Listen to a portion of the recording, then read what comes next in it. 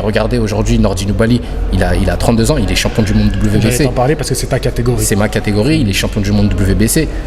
Malgré tous les tracas qu'il a eu, le manque d'organisation, le fait qu'il boxe pas assez souvent et tout, il s'est accroché, il a serré les dents et aujourd'hui il est champion du monde WBC.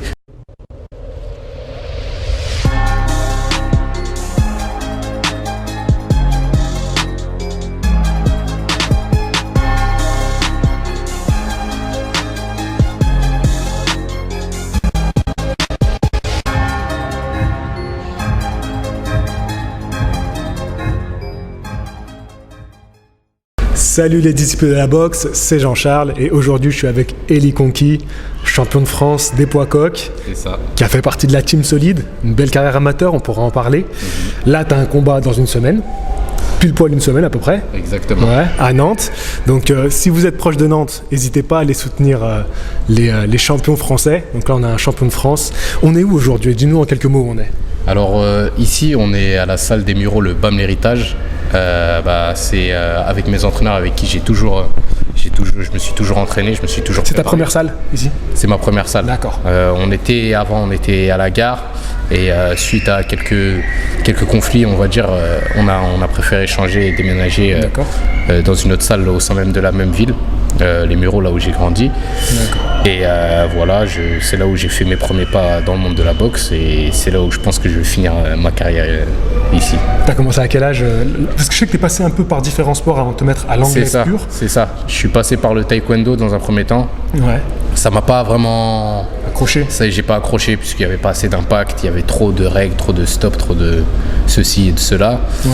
Ensuite, je suis arrivé dans le monde de la boxe anglaise complètement par hasard parce qu'à la base, je voulais faire du kick. D'accord. Et c'est vraiment la boxe qui a fait que j'ai trouvé l'adrénaline que je cherchais vraiment, tu vois. Et suite à ça, l'année suivante en démarrant ma carrière de boxeur, entre guillemets, je suis devenu champion de France junior. Champion de France cadet d'abord, champion de France junior et ensuite j'ai jamais raté une finale de championnat de France et j'en suis arrivé où j'en suis aujourd'hui. Donc une qualification pour les Jeux Olympiques, un titre au niveau de l'Union Européenne, un quart de finale que je perds malheureusement par rapport à une blessure. Mais voilà, tout part d'ici, tout part du BAM L'Héritage. Ouais. Là, tu as fait toute ta prépa ici, là, dans ta salle. Exactement. Là, pour ton combat. Pour mon combat, dans un premier temps, j'ai fait une grosse préparation physique chez Mehdi Nishan à Hénin-Beaumont. D'accord. Mehdi Nishan qui est mon préparateur physique. Donc voilà, après, on a été dans la continuité puisqu'il me suit, mais à distance. Il m'envoie des programmes à la semaine. Donc voilà, j'ai continué ma prépa physique au club et on a peaufiné le travail technique au club avec les mises de gants, du travail technique et aujourd'hui on est sur la fin de la préparation. On va commencer à descendre au poids tout doucement et on va être prêt pour le jour J. Tu disais dernière mise de gants aujourd'hui? C'était ma dernière mise de gants aujourd'hui. Moi j'ai la chance d'avoir au sein de mon club énormément de sparring tels que Khalil El Adri qui va faire son championnat de France à Monaco qui est un super plume qui va faire son championnat de France au mois d'octobre, le 20 octobre. Je vous mettrai les dates pour Monaco. Exactement. Donc il y a Christ et Sabé aussi avec qui j'ai la chance de mettre les gants, qui fait aussi son championnat de France à Monaco également. J'ai tourné avec Walid Belawara qui fait une finale de la Coupe de la Ligue. Je pense que j'ai fait à peu près le tour. J'ai eu aussi Issaba qui va passer pro incessamment sous peu, qui est dans ma catégorie, qui a été demi-finaliste des championnats de France amateurs. D'accord. Donc voilà, j'ai du beau monde pour tourner. C'est pas donné à tout le monde d'avoir au sein de son club énormément de sparring avec des styles totalement différents. Et au niveau du poids, tu arrives à trouver des partenaires du même poids que toi? Franchement, au niveau du poids, on va dire que je suis un boxeur qui s'adapte à peu près tout le monde. Je peux mettre les gants avec un léger, je peux mettre les gants. Je me limite au super léger, mais voilà, c'est vraiment si j'ai pas le choix de le faire. Mais sinon, voilà, moi j'aime pas quand en face de moi c'est frêle. Je sais que si je tournais avec un boxeur de ma catégorie purement coq, je sentirais que je frappe peut-être que je suis plus fort physiquement. Alors je préfère avoir quelqu'un qui est beaucoup plus fort physiquement en face de moi pour que le jour du combat, je sente une grosse différence, que je me dise que les coups, c'est pas la même impact. Par exemple, Khalil El Adri, c'est un boxeur qui frappe. Donc, et j'aime bien m'opposer à lui, puisque c'est un boxeur dur au mal, techniquement, et qui est propre et qui a du cœur. Donc je pense que je progresse beaucoup plus avec un boxeur comme ça qu'avec quelqu'un de ma catégorie à proprement parler, on va dire. Tu as parlé de Hénin Beaumont, on sait qu'il y a Mathieu Boderlic là-haut, c'est ça. Donc, qui était aussi membre de la Team Solide. Exactement. Quels sont aujourd'hui tes liens un peu avec les membres de la Team Solide? Les liens avec, ça bouge pas. Après, chacun a pris son chemin, on va dire.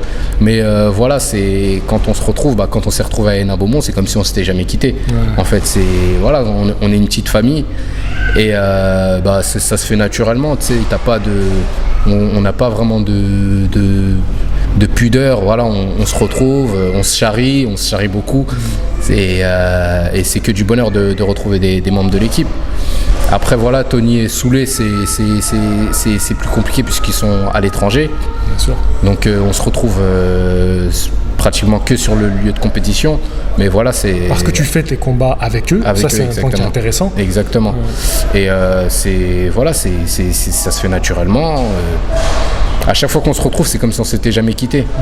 Tu vois, les jeux, ça date de maintenant 3 ans. Et on a toujours le même délire qu'on avait lors des Jeux Olympiques. Sauf que cette fois-ci, on est chez les pros, et que chez les pros, on n'a pas le droit de se louper.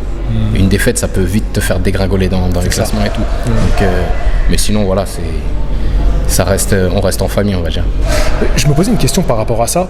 Juste après les JO, il y avait un choix à faire. C'était peut-être de retenter l'aventure JO. C'est ça. Certains l'ont fait, Sofiane Oumia. Donc il va retenter pour l'année prochaine, ou commencer une carrière professionnelle. Est-ce que tu t'es un peu consulté avec les autres avant de prendre ta décision, ou pour toi c'était les pros?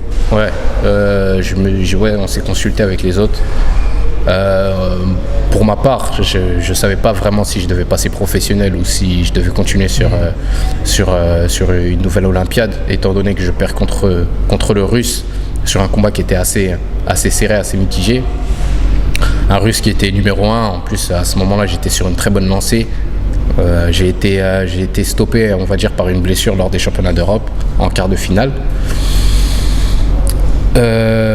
Voilà, j'ai fait les championnats du monde, j'ai fait les championnats d'Europe, j'ai fait les Jeux Olympiques.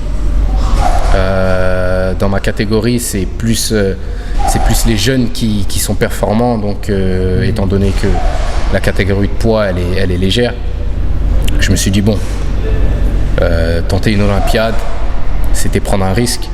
Passer chez les professionnels, c'est pas tellement un risque, c'est une nouvelle aventure, on va dire. Donc j'ai préféré opter pour la nouvelle aventure, étant donné aussi que la majeure partie de l'équipe de la Team Solide est passée professionnelle. C'est ça. Donc voilà, je me suis dit on va tenter l'aventure. En plus de ça, je suis dans la même team que Tony et Soulé. Donc why not? Donc je me suis lancé dans le monde pro. Pour l'instant, ça marche plutôt bien, et en espérant que ça va continuer encore longtemps comme ça. Ouais, parce qu'on peut dire que tu as fait quand même un bon choix de carrière. T'as pas de regret à avoir après les JO, parce que là, ce que tu es en train de faire, tu boxes régulièrement, tu as obtenu le titre de champion de France. On sait que tu as envie d'aller encore plus haut, et ça te permet d'avoir des gros galas où tu es présent, tu es à l'affiche. Alors malheureusement, pour le dernier gala, il n'a pas été télévisé, et pourtant c'était le combat que moi j'ai trouvé de la soirée. Je trouve que c'était un super combat. Donc voilà, tu sais s'il sera télévisé à Nantes ou pas? À Nantes, il sera télévisé. Je serai le combat juste avant celui de Tony. Après voilà, moi je me prépare à la salle pour donner au public ce qu'ils veulent voir. Ça veut pas dire voir essentiellement du chaos, mais de la belle boxe, parce que moi ma boxe elle se base sur la beauté du geste, sur la précision du coup et autres. Malheureusement je suis pas un puncher, mais j'essaye de compenser ça par la beauté de ma boxe, on va dire. Donc j'ai souvent eu des bons retours par rapport à mes combats. Et c'est exactement le but recherché. Après le déficit de puissance, ça se travaille, c'est quelque chose qu'on peut travailler encore et encore, mais je trouve que j'ai de la chance d'avoir un style qui est beau à voir. T'as pas tous les boxeurs qui ont cette facilité là à pouvoir remiser, à rester propre sur ses coups, pouvoir avoir des bons moyens de défense comme moi j'ai. Donc voilà, moi je suis plutôt satisfait des combats que je donne au public. Après voilà, si les gens veulent voir du chaos, ils vont en voir. Ça va venir. Ça sert à rien de se presser, et je fais mon bonhomme de chemin. Et voilà. On parlait de Yoka et de Sissoko, qui eux commencent à un peu, alors pour Yoka, à regarder un peu vers l'étranger, et pour Sissoko, il a déjà fait son premier combat à New York. Est-ce que toi, c'est des choses qui te tentent d'aller combattre à l'étranger? Alors, moi, il faut savoir que déjà en amateur, j'ai eu une marge de progression assez lente, donc je préfère prendre mon temps. D'accord. D'abord, voilà, je gravis les échelons tout doucement. Comme je le disais, j'ai eu une maturité technique et physique assez tardive. Et moi, j'ai vraiment commencé à être performant en amateur à partir de mes 22-23 ans. D'accord. Donc voilà, je préfère prendre mon temps. Je ne vais pas brûler les étapes. Voilà, on va dire que je suis en train de faire le ménage en France. Je veux rencontrer que mes challengers officiels. Je veux pas faire de dérogation ou autre. Et voilà, après gravir les échelons, faire une Union européenne face à des boxeurs qui sont classés au niveau européen. Et pourquoi pas m'attaquer au titre européen après. Mais voilà, je veux vraiment pas cramer les étapes. Je veux pas sortir de la France pour voilà, me dire ouais, je vais boxer aux États-Unis pour boxer. Je veux boxer. Si je dois boxer aux États-Unis, c'est que je sais que je vais les choquer. Je sais qu'ils vont se dire ah, ce Français-là, il est bon. Tu vois, voilà, chaque chose en son temps. Je me prends pas la tête. Et puis même avec mon staff, on fait le travail qu'on doit faire. On travaille pas à pas et un jour ça va venir. Ça me fait penser souvent, je dis que des fois les Français ils se jettent un peu dans la gueule du loup en allant trop vite vers soit une chance mondiale, soit un gros combat aux États-Unis. Mais en même temps, est-ce que si tu avais une proposition, tu ne serais pas tenté, toi? Tu réfléchirais à deux fois quand même? Je réfléchirais, parce que voilà, les boxeurs français, malheureusement, on a cette réputation de être bon au niveau sur la scène européenne et arriver sur la scène mondiale, faire des combats qui font que ouais, il aurait peut-être pas dû. Moi, je veux pas faire partie de cela. Voilà, si j'ai une chance mondiale, si on me fait la proposition, je consulterai d'abord mon staff. Je verrai où est-ce que j'en suis au niveau de mon travail et accepter ou pas si je suis prêt ou pas. J'ai pas envie de partir, me faire allumer devant des milliers de téléspectateurs alors que je connais mon niveau. Je veux pas taper la honte, on va dire, sur la scène mondiale parce que je vais essayer. Non, trop vite, ouais. Voilà, je veux pas aller trop vite. Je vais faire ce qu'il faut. Je vais travailler comme il faut. Si je suis prêt, je le fais. Si je suis pas prêt, je le fais pas. C'est simple. Est-ce que toi, tu te projettes en termes de temps, je veux dire, parce qu'on a vu Yoka dire dans tant d'années, on a vu Mbili dire dans tant d'années, je vise un titre mondial. Est-ce que toi, tu as aussi comme ça, dans 2-3 ans, je le vise ou non, c'est vraiment par rapport à toi et ta progression? Après, je pense que je suis sur une bonne marge de progression. On a tous un objectif dans le temps. On s'est tous donné un objectif dans le temps. Certains, c'est dans 2 ans, dans 3 ans. Je me suis donné un objectif que je ne vais pas dévoiler maintenant, tout de suite. Mais ouais, j'ai un objectif. Mais voilà, je suis quelqu'un je suis très terre à terre. Si demain je me rends compte que j'ai pas le niveau de passer le palier européen, on va repousser l'échéance, c'est pas grave. Après l'âge il avance, c'est vrai, mais regardez aujourd'hui Nordi Nubali, il a 32 ans, il est champion du monde WBC. J'allais t'en parler parce que c'est ta catégorie. C'est ma catégorie, il est champion du monde WBC. Malgré tous les tracas qu'il a eu, le manque d'organisation, le fait qu'il boxe pas assez souvent et tout, il s'est accroché, il a serré les dents et aujourd'hui il est champion du monde WBC. Et pour moi c'est l'un des plus bels exemples à regarder. Il a 32 ans, mais aujourd'hui sur la scène internationale, je pense qu'il est craint par les champions du monde des autres fédérations. Et voilà. Donc pour moi, il n'y a pas vraiment à se précipiter. Je suis champion de France aujourd'hui. Je valide mes 8 combats. Je serai challenger de l'Union européenne si tout se passe bien. Je ferai mon championnat de l'Union européenne après la date. Ça reste à voir. Mais voilà, je marche pas à pas. Si ça va vite, tant mieux. Si ça doit prendre plus de temps, on prendra le temps. Mais je veux être prêt le jour J.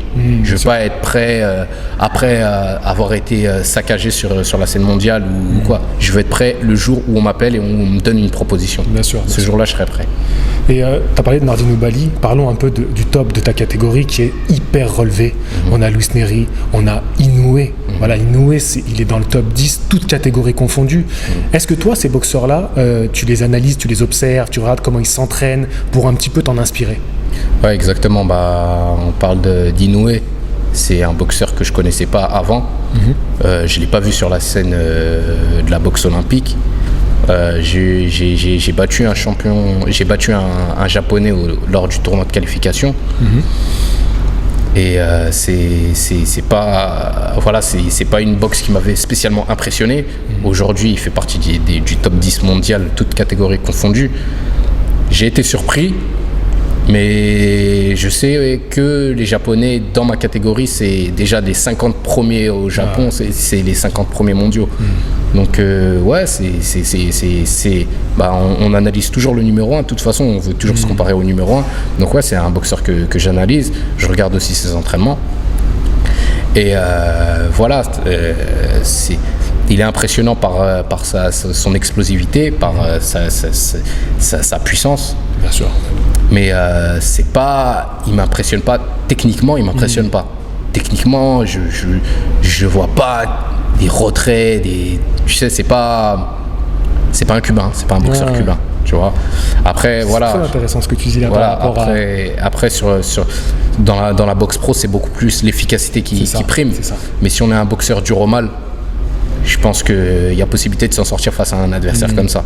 Mais bon, c'est un adversaire très dangereux. Bien sûr. Mais c'est ce que j'allais dire en fait quand tu as parlé par rapport à ton expérience chez les amateurs et les Japonais. Les Japonais, ils me font un peu penser aux Mexicains. C'est-à-dire qu'ils n'ont pas une grosse école amateur, mais une grosse école pro. Exactement. Tu vois, et donc ça ne m'étonne pas aussi ta comparaison avec les Cubains qui eux sont une école amateur. Et c'est vrai que chez les professionnels, tu as raison, on cherche un petit peu autre chose dans la boxe. Et c'est une autre analyse aussi des combats. C'est une autre analyse, exactement. Exactement. Après, Inoue, c'est un boxeur qui, je pense que sur la durée, du premier au dernier round, il va faire mal. Donc, c'est un boxeur avec qui il faut être très vigilant. Et rester vigilant pendant 12 rounds avec un boxeur comme ça, c'est compliqué. Il faut avoir je pense que lui, il faut avoir vraiment une énorme concentration pour le boxer. Bien sûr. En termes de moyens de défense, en termes d'analyse du combat. Est-ce qu'il va déclencher là? Est-ce qu'il va essayer de me surprendre? Il faut vraiment être concentré par rapport à à ce boxeur-là. Et évidemment être dur aussi. Avec la Team Solid, vous avez fait des stages un peu partout dans le monde, notamment à Cuba, on le sait. Et est-ce que d'aller, toi, maintenant que tu es pro, vers des pays comme le Mexique ou le Japon, pour faire des stages là-bas, tu serais intéressé? Est-ce que tu l'as déjà fait au Mexique et au Japon? Le Mexique, non. Le Japon, non. Mais c'est ce qu'on va commencer à entreprendre pour préparer éventuellement un championnat d'Europe si tout se passe bien. D'accord. Les Japonais, dans ma catégorie, c'est les meilleurs. Donc, je regarde sur BoxRec. Le 10e japonais, il est dans les 50 premiers mondiaux. Donc, je pense qu'il y a de quoi faire au Japon. Donc, ouais, je pense que je m'orienterai plus vers le Japon que vers le Mexique. Le Mexique aussi, ça peut être intéressant, mais sachant que le numéro 1 dans la catégorie, c'est un japonais, on va pas se mentir. Donc je pense que je vais plus m'expatrier vers là-bas. Je pense qu'il va y avoir de quoi faire avec différents sparring. Et pourquoi pas faire un sparring avec Inoue, j'aimerais bien. Donc voilà, on va voir comment on va s'organiser par rapport à ça. J'ai une petite question par rapport à ton poids. Est-ce que toi, la transition amateur-pro, elle a été naturelle, facile? Et comment tu te vois évoluer dans le temps? Parce que tu dis que tu vas prendre ton temps pour aller à un championnat du monde, mais si tu prends ton temps, est-ce que aussi ton corps, il va pas se transformer et peut-être monter de catégorie? Ouais, peut-être. Il y a une éventualité de monter de catégorie. Personnellement, je me sens bien chez les coqs. Après, si mon corps fait que je dois changer de catégorie, je changerai, j'hésiterai pas. Mais pour l'instant, je me sens bien dans cette catégorie-là. Je suis grand, j'ai pas vraiment de mal à faire le poids, à descendre au niveau du poids, même si j'arrive à monter très haut, je descends assez facilement. Il te reste combien à perdre là? On a une semaine du combat? On a une semaine, il me reste 2,5 kg. D'accord. Voilà, donc ça va, c'est pas énorme. T'as des boxeurs pros, ils perdent leurs 2 kilos, ils les perdent la veille. Moi, j'ai pas de problème à ce niveau-là. Ça va être quoi, l'alimentation que tu vas gérer dans la semaine? Gérer juste l'alimentation, ça faire suer un peu, un peu d'eau, me faire suer un peu. Non, j'ai jamais eu de mal vraiment à faire le poids chez les pros. chez les amateurs, c'était différent. C'était en 52, on va dire, c'était tiré par les cheveux un peu. Mais là, chez les pros, la transition, elle s'est fait naturellement. D'accord. Et ça impactait pas tes combats tu disais que c'était un peu tiré par les cheveux. Est-ce que, du coup, pendant les combats, t'étais pas un peu impacté par la perte de poids? En amateur, ouais. J'ai été impacté, sachant que chez les amateurs, tu te pèses le jour même. Donc, franchement, retourner en amateur, faire des pesées le jour du combat, c'est dur. C'est vraiment dur. La boxe amateur en soi, elle est vraiment, vraiment dure. Aujourd'hui, je me rends compte, parce que chez les pros, sur un combat, tu peux gérer sur un combat, sur du long. En amateur, ça va trop vite. Et une seule erreur sur un tournoi mondial, un tournoi olympique ou quelque chose comme ça, tous tes rêves ils se brisent sur un seul combat. Donc la boxe olympique, pardon, c'est super dur. C'est dur. Après, voilà, moi j'ai fait ma transition. Chez les pros, je m'épanouis totalement et pourvu que ça dure. Pour parler de la boxe olympique, ils ont les championnats du monde en ce moment même. Et est-ce que tu suis un peu la nouvelle génération? Parce que vous avez mis la barre haut au dernier JO. On va pas se mentir, vous avez fait un exploit historique. Toute l'équipe, parce que c'est vraiment un travail d'équipe. Et là, ils ont les JO l'année prochaine. Parce que je sais qu'il y a pas mal de boxeurs pros. Je sais pas si toi tu y vas à l'INSEP de temps en temps t'entraîner aussi un peu là-bas encore. Ça fait longtemps. Ça fait longtemps que tu n'es plus allé. Non. Mais il y en a pas mal qui le font encore beaucoup. Yoka, voilà. Et est-ce qu'ils ont un peu un rôle de grand frère, ou même toi, avec peut-être la nouvelle génération, ou pas trop, vous êtes assez distant? Moi, personnellement, je suis assez distant de cette nouvelle équipe. J'ai gardé contact avec Sofiane, avec qui j'ai parlé récemment là, lors de son championnat du monde, avec Paul Omba Biongolo, avec qui on se parle à peu près tous les jours. D'accord. Donc, mais c'est mes vrais amis. Voilà, c'est mes vrais amis. Après, de la nouvelle génération de l'équipe qui est actuellement au championnat du monde, je me sens proche de personnes, parce que j'ai pas eu vraiment l'occasion de parler avec eux, mis à part Bilal Benama, avec qui on a fait le tournoi de qualif mondial, mais voilà. D'accord. J'ai pas vraiment ce rôle de grand frère, parce que on se côtoie pas vraiment pour que je me permette d'avoir ce rôle-là. Par contre, dans ma salle de boxe, c'est mes petits frères, et je préfère accorder plus de temps avec les petits de ma salle aujourd'hui qu'avec l'équipe actuelle de France. Je pense que s'ils en sont là où ils en sont aujourd'hui, c'est qu'ils savent déjà quoi faire. Ils ont une ligne directrice qui leur permet de prendre leurs décisions eux-mêmes. Donc, je pense pas qu'ils ont besoin vraiment de ce rôle de grand frère. Et par rapport, tu sais, les pros maintenant, ils ont le droit d'aller au JO. Quand il y était, il y avait déjà des pros qui participaient, notamment Mathieu Boderlich. Et lui, ça lui a permis un peu de rebooster sa carrière. Toi, finalement, tu n'en aurais peut-être même plus besoin aujourd'hui. Mais est-ce que ça te tenterait quand même, juste pour le challenge, d'aller chercher une médaille? Le challenge, il est intéressant. Après, est-ce que le jeu en vaut la chandelle? C'est ça. En boxe olympique, sur un tournoi de qualification, c'est tout ou rien. Tu vois, tout ou rien, ça veut dire quoi? Ça veut dire que si je pars pour un tournoi de qualif et que je me loupe, on dira regardez, il a voulu aller chez les amateurs, chez les olympiques, il s'est fait déchirer. Donc non, moi je pense que ça en vaut pas le coup. Après, si on me propose quelque chose de concret, pourquoi pas, mais non, ça m'intéresse plus. Tout à l'heure, je t'ai parlé de peut-être la montée de poids avec le temps. Si je te pose ça, derrière, il y a une autre question. Parce que j'ai vu une interview, je vous mettrai le lien dans la description, une interview où tu parles de Rigondeaux comme étant un petit peu un boxeur que tu aimes beaucoup, que tu suivais, que tu aimes beaucoup. Il est dans la catégorie au-dessus de toi. Est-ce que tu pourrais rêver d'un combat contre ton idole, on pourrait dire? Mon idole, c'est pas vraiment mon idole, c'est un boxeur que j'apprécie énormément par sa boxe, par sa finesse technique.